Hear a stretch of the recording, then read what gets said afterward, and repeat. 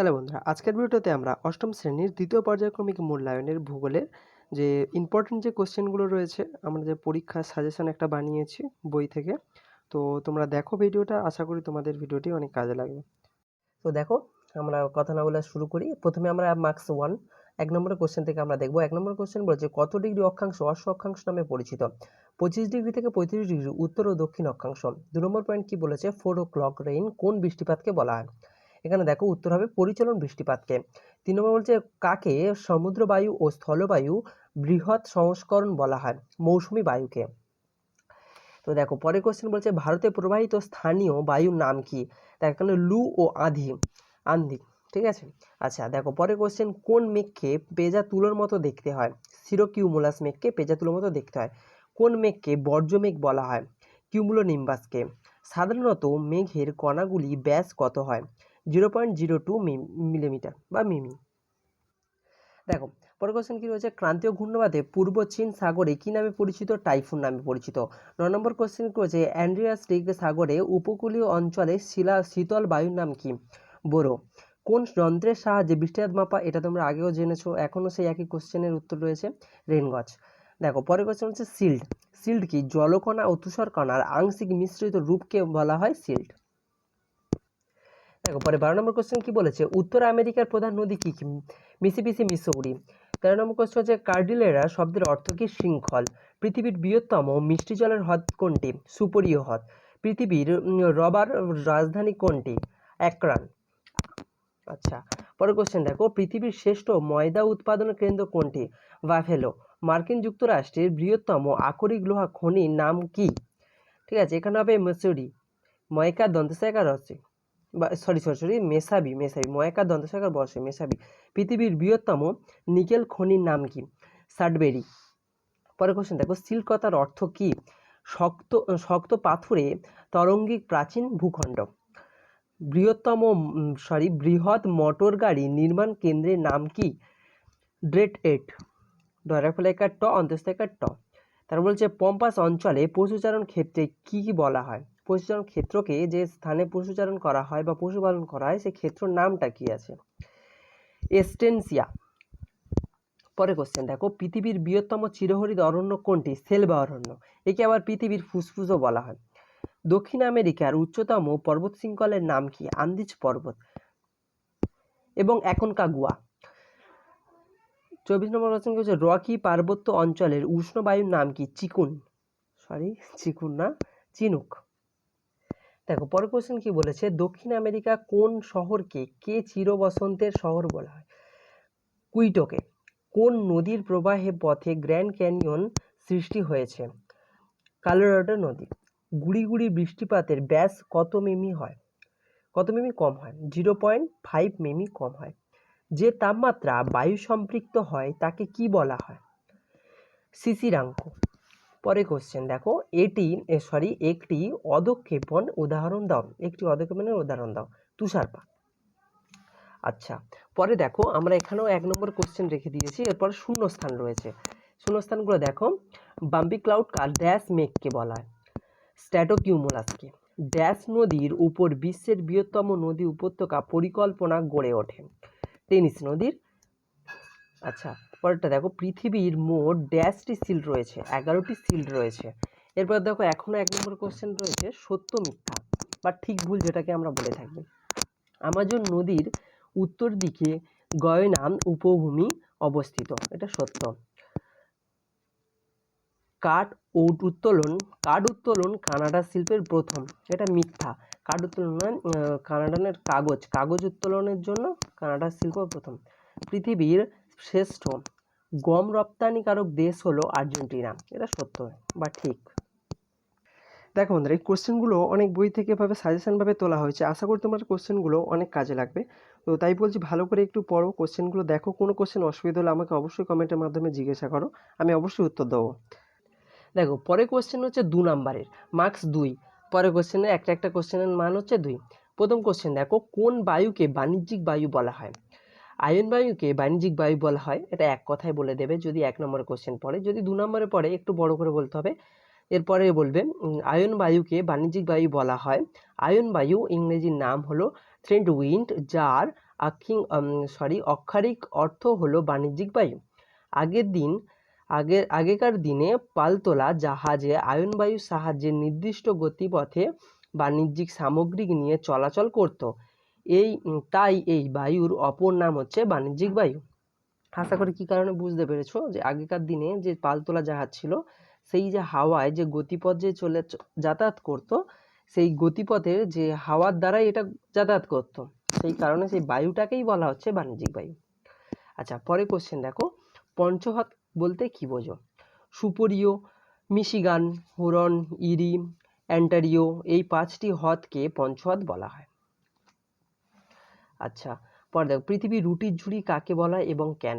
America যুক্তরাষ্ট্রের ডাকাডো রাজ্যের প্রচুর পরিমাণে গম উৎপাদন হয় বলে এই অঞ্চলকে পৃথিবীর রুটির ঝুড়ি বলা হয়। আসলে তুমি বুঝতে পারছো রুটি আমরা কি থেকে তৈরি করি, ঠিক আছে? সেই ক্ষেত্রে একটু আইডিয়া করে নাও। আচ্ছা, পরেরটা দেখো, কাকে কেন পৃথিবীর কসাইখানা বলা হয়? দেখো, এটা হচ্ছে তোমাদের ছায়া বই থেকে একটু দেখে নেবে। তো ছায়া বইটা এখন আমার কাছে নেই এই মুহূর্তে, এটা একটু দেখে নিও। আচ্ছা, পরেরটা দেখো, ছায়া বইয়ে দেখবে 201 পৃষ্ঠাতে রয়েছে, ছায়া বইয়ের 201 পেজে রয়েছে। ছায়া বইয়ে দেখে নেবে তোমরা, 201 পৃষ্ঠায় রয়েছে এটা, ঠিক আছে? আচ্ছা, পরেরটা দেখি আমরা, লাপ্লাটা নদী কাকে বলে?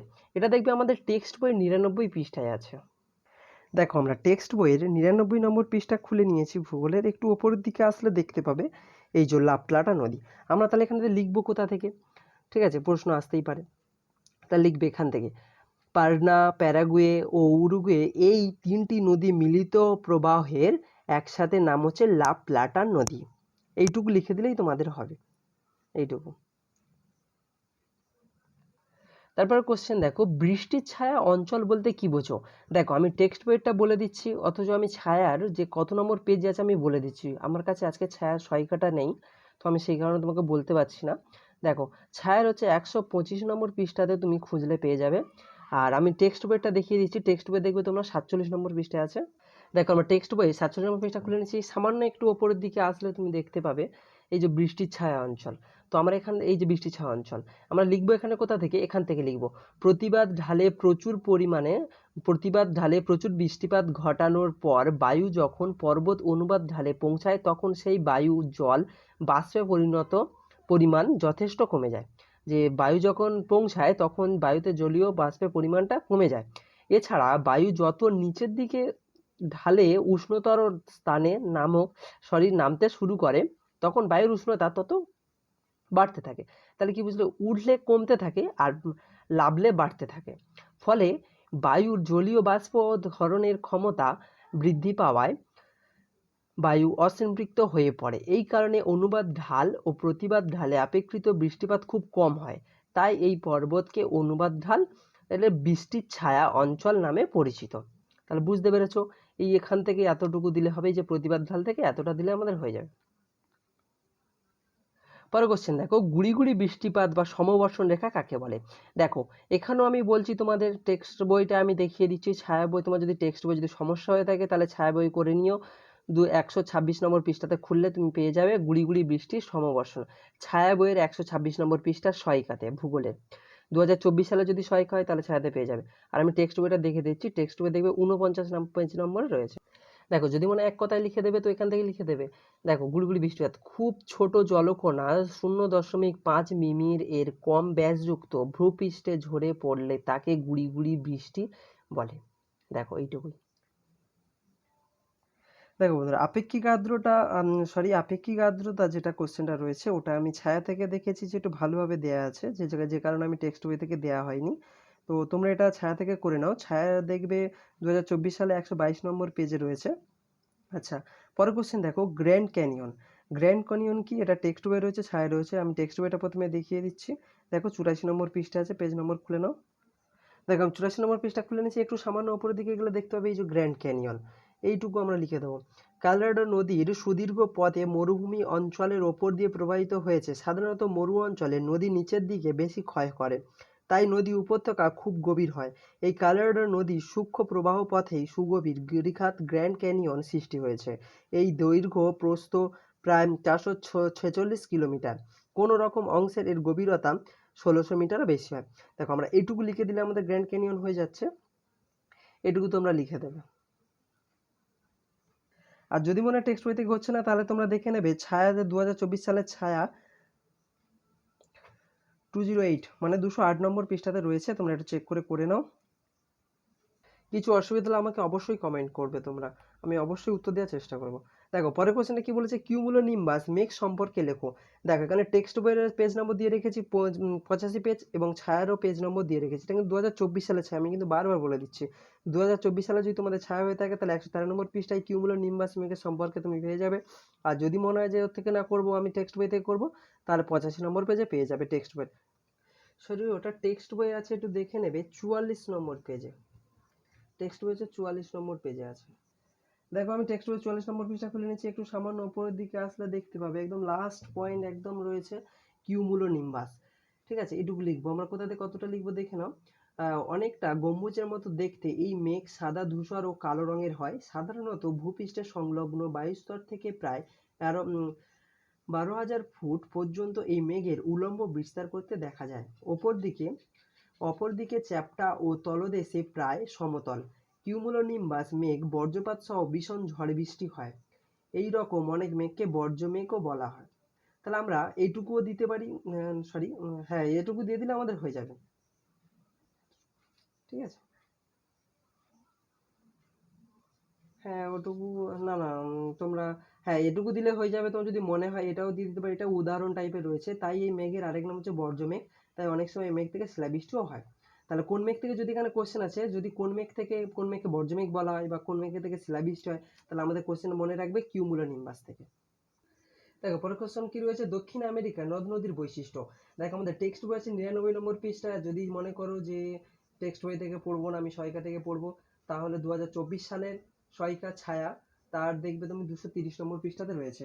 তো দেখো আমরা পেজ নম্বর খুলে নিয়েছি 99 নম্বর পেজ, একটু উপরের দিকে আসলেই দেখতে পাবেন এই যে ছকটা রয়েছে, আমাদের এই ছকটাই ভালোভাবে গুছিয়ে লিখতে হবে বা পড়তে হবে। দেখো এটা হচ্ছে আমাদের দক্ষিণ আমেরিকার নদ নদীর যে বৈশিষ্ট্য রয়েছে সেগুলো। এখানে দেখো প্রথমে বলেছে নদীর নাম কি, অ্যামাজন নদী। ঠিক আছে, এটা কত কিলোমিটার, দেখা গেল 64 কিমি। এখানে এই অ্যামাজন নদীর উৎস কোথায়, হচ্ছে আন্দিজ পর্বতের মিসমি শৃঙ্গ।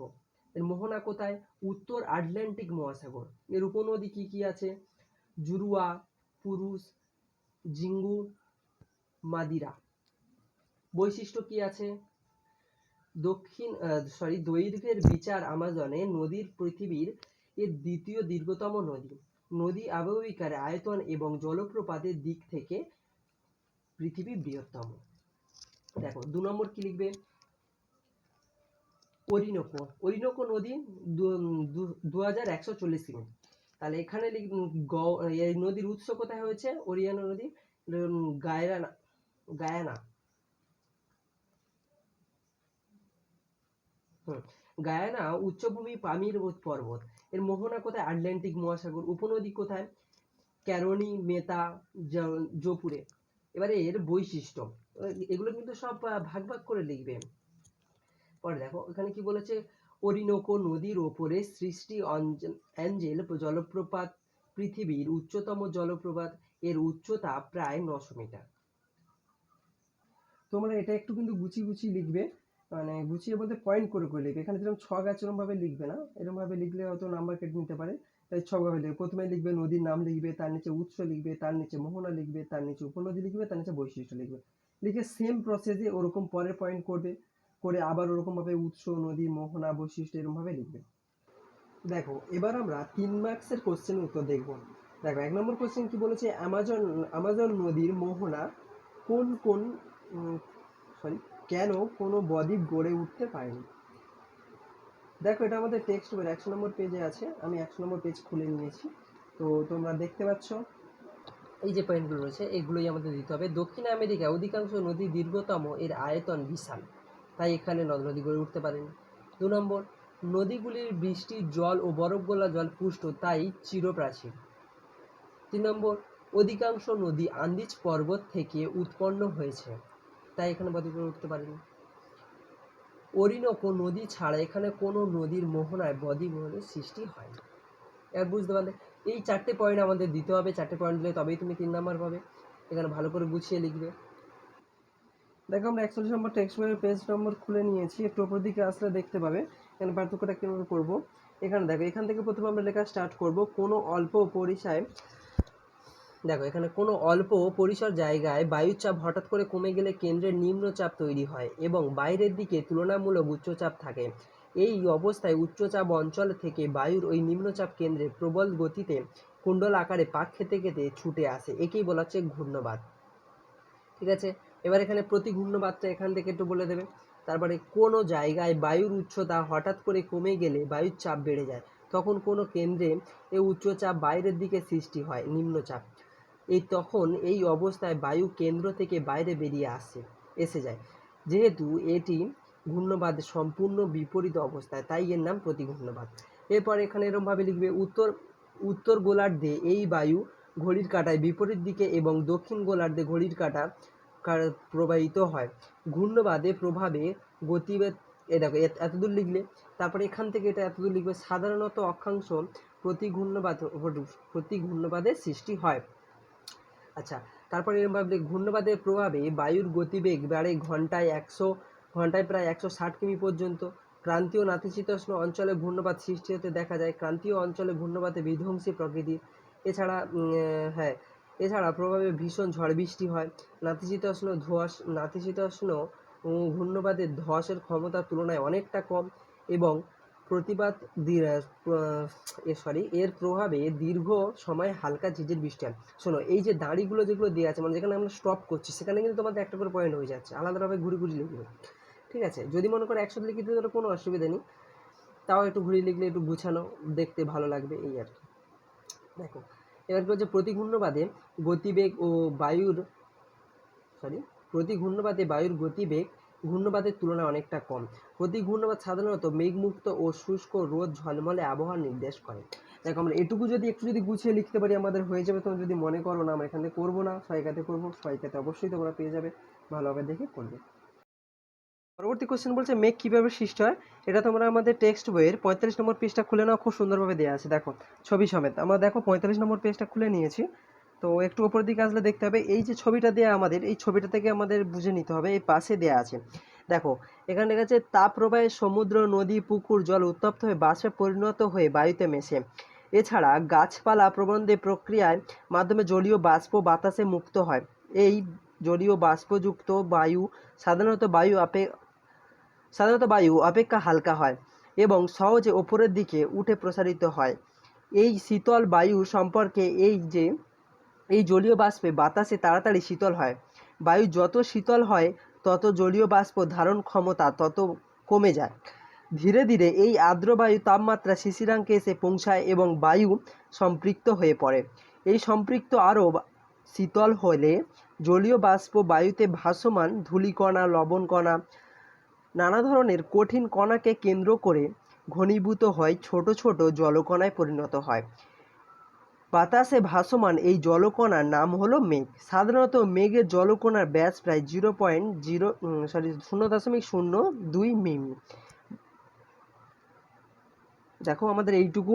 এখানে দেখো পরিষ্কার লেখা আছে, এখান থেকে জলভাগ, এটা এখান থেকে বাষ্প হচ্ছে, এখান থেকে বাষ্প হয়ে উপরে উঠছে, বায়ু হালকা হচ্ছে, কিভাবে বৃষ্টি আবার নামছে, এখান থেকে ভারী বায়ু এখান থেকে হালকা হচ্ছে, আবার উঠছে, এভাবে নামছে, আবার পুকুরে চলে আসছে। ছবিটা দেখে তোমরা এটা ভালোভাবে করে নাও। দেখো, পরে কোশ্চেন বলছে, চিরহরিৎ বৃক্ষের বনভূমি সেলভাস সম্পর্কে আলোচনা করো। এটা দেখবে আমাদের টেক্সট বইয়ের 104 নম্বর পৃষ্ঠা আছে। আমি 104 নম্বর পৃষ্ঠা খুলে নিয়েছি টেক্সট বইয়ের।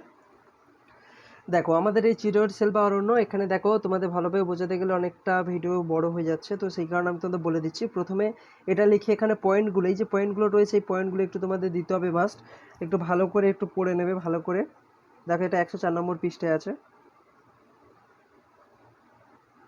পরে কোশ্চেন দেখো, দক্ষিণ আমেরিকা মহাদেশে জলবায়ু বৈচিত্র্য যে কোনো 3টি ব্যাখ্যা বা কারণ আলোচনা করো। এটাও দেখো টেক্সট বইয়ের 101 নম্বর পৃষ্ঠাতে রয়েছে। দেখো, আমি 101 নম্বর পৃষ্ঠা খুলে নিয়েছি, আর একদম সামনেই রয়েছে এই যে ছকটা, জলবায়ু বৈচিত্র্যের কারণ। তোমরা কিন্তু এগুলো পয়েন্ট পয়েন্ট করে লিখে নেবে, একটু ভালো করে দেখে একটু পড়ে নাও। আমি এই কারণে আর ডিসকাস করছি না, যে ভিডিওটা অনেকটা বড় হয়ে যাচ্ছে। তো তোমরা একটু দেখে ভালো করে এটা একটু পড়ে নাও, কোনো কিছু সমস্যা থাকলে আমাকে অবশ্যই বলো। এখানে দেখো 3টি বলেছে, তোমার যেগুলো মনে হচ্ছে যে ছোট মনে হচ্ছে যে আমি ছোটগুলো করে নিতে পারবো, কোনো অসুবিধা, এখানে যে কোনো 3টি বলেছে। তুমি যদি মনে করো সমুদ্র থেকে দূরত্ব এটা করে নেবে, এটা করে নিতে পারো। ঠিক আছে, যদি মনে করো সমুদ্র শোধ করবে, সমুদ্র শোধ করো, বায়ু প্রবাহ মনে করলে বায়ু প্রবাহ করো। ঠিক আছে, যে মোট 3টে বলেছে, যে কোনো 3টি তোমরা করে নেবে এখান থেকে। খুব ইম্পর্টেন্ট এখানে কোশ্চেন কিন্তু এটা। পরের কোশ্চেন দেখো, কানাডীয় সিল্ট অঞ্চলে অসংখ্য হ্রদ দেখা যায় কেন? এটা দেখবো আমাদের 91 পৃষ্ঠাতে রয়েছে টেক্সট বইয়ের। দেখো আমরা 91 পৃষ্ঠা কিন্তু টেক্সট বই খুলে নিয়েছি, আর একদম নিচেতে রয়েছে দেখো, কানাডীয় সিল্ট অঞ্চলে অসংখ্য হ্রদ দেখা যায় কেন। ঠিক আছে, এখান থেকে আমরা এটা লিখে দেবো, ভালো করে একটু গুছিয়ে লিখো। তো যদি মনে এখান থেকে অসুবিধা হচ্ছে, তাহলে তোমরা একটা কাজ করতে পারো, এখান থেকে সহায়িকা থেকে করে নিতে পারো। যদি না সহায়িকাতে খুঁজে পাও আমাকে অবশ্যই জানিও, আমি অবশ্যই তোমাদের সাহায্য করে দেবো।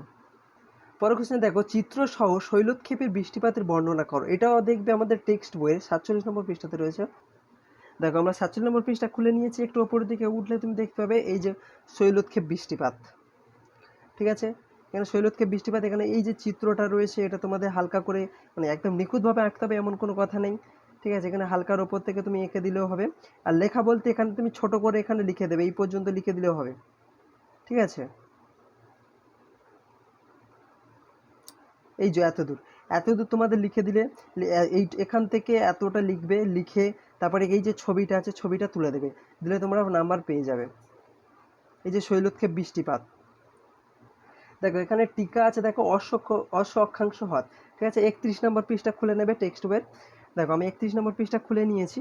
দেখো 31 নম্বর পৃষ্ঠা, একটু ওপরের দিকে এই যে ছকটা রয়েছে এটুকু আমাদের বলতে হবে ভালো করে গুছিয়ে। এখান থেকে এতটাই লিখতে হবে তোমাদের। ঠিক আছে, এখান থেকে এতটাই লিখতে হবে, ভালো করে দেখে নাও। আর একটা টিকা রয়েছে দেখো, মৃত্যু উপত্যকা, এটা দেখবো আমাদের টেক্সট বইয়ের 81 নম্বর পৃষ্ঠাতে রয়েছে। দেখো আমি 81 নম্বর পৃষ্ঠা খুলে নিয়েছি, একটু ওপরের দিকে উঠলে এই যে হলুদ রঙের যে ছকটা, এটাই হচ্ছে আমাদের মৃত্যু উপত্যকা। তো আমাদের এইটুকু লিখে দিলেই আমাদের টিকা হয়ে যাবে। এই যে এখানে রয়েছে পশ্চিম পার্বত্য অঞ্চলে ক্যালিফোর্নিয়া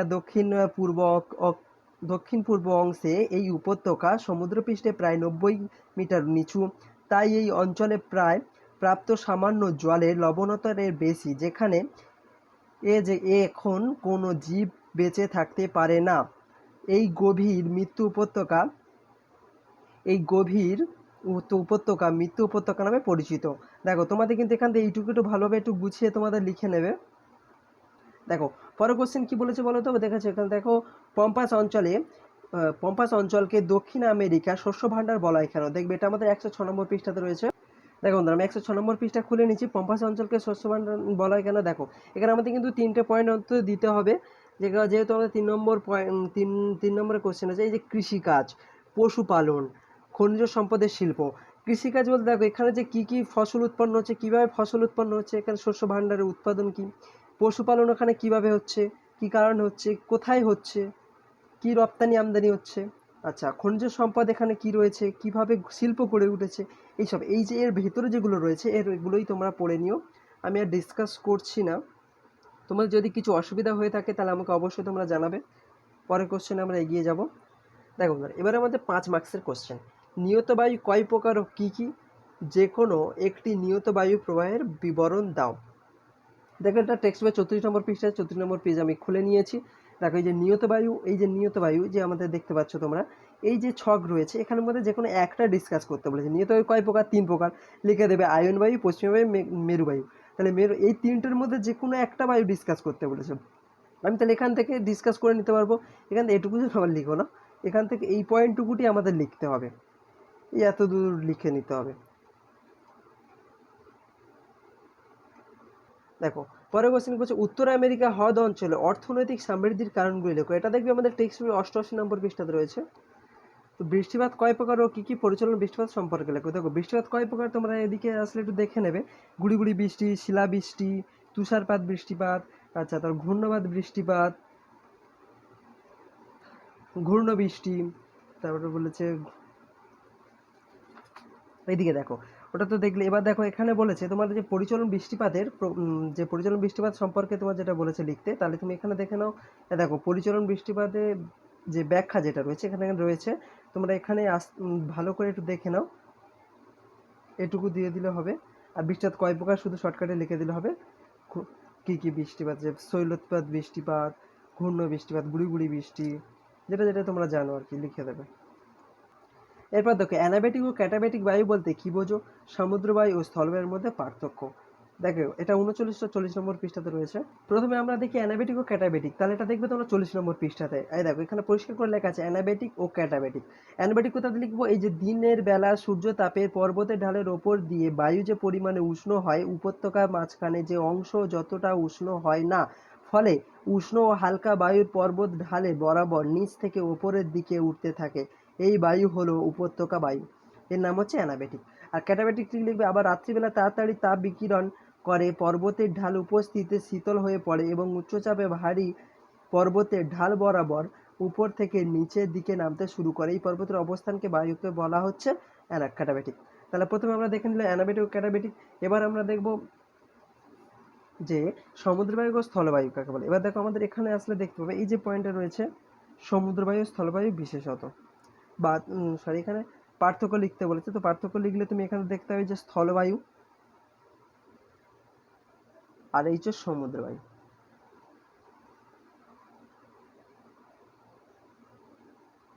ভালো করে দেখে নাও আমরা কোথা থেকে, যদি বলো তোমরা যে আমি লিখবো সেটা কোথা থেকে, তাহলে আমি বলবো এখান থেকেই তোমরা লিখবে, এখান থেকে। আর তোমরা স্থলবায়ু কোথা থেকে লিখবে, এখান থেকে লিখে দিও। 5 নম্বর কোশ্চেন একটু খাটতে হবে, কিচ্ছু করার নেই।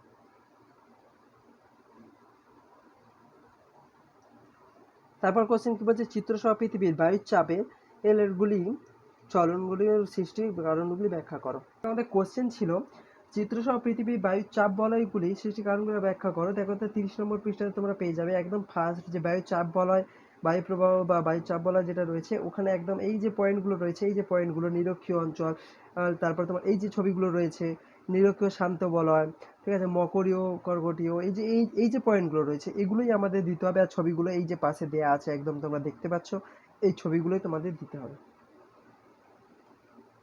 রয়েছে। যেটা কানাডীয় সিল্ট অঞ্চলে কাষ্ঠ ও কাগজ শিল্পের উন্নতির কারণগুলি লেখো। দেখো আমাদের টেক্সট বই 93 পৃষ্ঠা খুলে নাও, আমি তো খুলে নিয়েছি। দেখো এই যে একটু উপর দিকে আসলে দেখতে হবে এই যে পয়েন্টটা যে কাষ্ঠ ও কাগজ শিল্প, আমাদের এখান থেকে লেখা শুরু করবে, তুমি দেখে নাও ভালো করে। আমাদের একদম এখান থেকে লেখা শুরু করলে তোমরা দেখবে একদম আমাদের চলতি ভাষায় লেখা আছে। আশা করি তোমাদের কোনো অসুবিধা হবে না। যদি একান্ত কোনো অসুবিধা হয়ে থাকে তাহলে আমাকে অবশ্যই টেক্সট করো, মেসেজ করো, ঠিক আছে, করলে আমি অবশ্যই তোমাদের উত্তর দেওয়ার ব্যবস্থা করবো। এখান থেকে লেখা স্টার্ট করবে, আমাদের ফিনিশিং করবো আমরা এখানে, ঠিক আছে, দেখে নাও। তো এই ছিল আজকে আমাদের অষ্টম শ্রেণীর দ্বিতীয় পর্যায়ক্রমিক মূল্যায়নের সাজেশন ভূগোলের। তো ভূগোলের সাজেশন তোমাদের কেমন লাগলো, অবশ্যই ভালো লাগলে একটু কমেন্ট, একটু লাইক, একটু শেয়ার করে দাও। পরবর্তী ভিডিও পেতে আমাদের চ্যানেলটিকে সাবস্ক্রাইব করে দাও।